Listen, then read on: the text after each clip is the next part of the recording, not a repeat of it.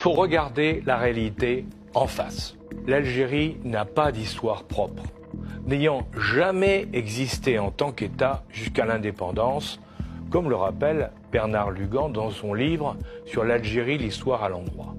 Son voisin, la Tunisie, est peuplé de descendants des Carthaginois, qui, derrière Hannibal, firent trembler la Rome impériale.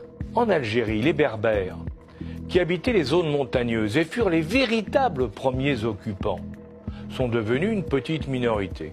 Ils sont les descendants de leur reine de Lorès, Gaïna, qui se battit jusqu'à la mort contre les Arabes omeyyades au 7e siècle, quand ces derniers passèrent par cette région pour aller s'installer en Espagne.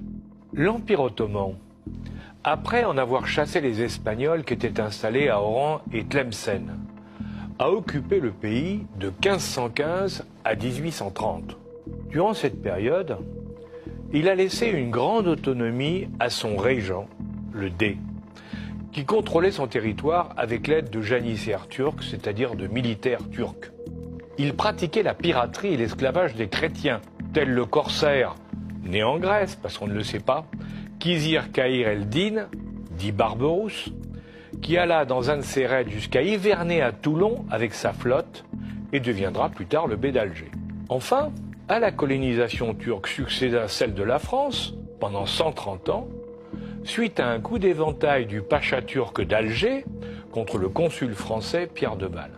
C'est donc une erreur de croire qu'il y a eu une nation et une histoire algérienne, puisque sa première expression nationale a été la guerre d'indépendance contre les Français de 1954 à 1962, dans laquelle, il faut bien le dire, les chefs algériens furent appuyés par les Américains, par les Russes et les pays du tiers-monde.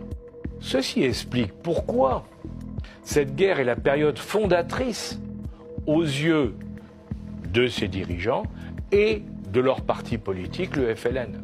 Avec eux, l'Algérie vit dans le souvenir d'une guerre idéalisée.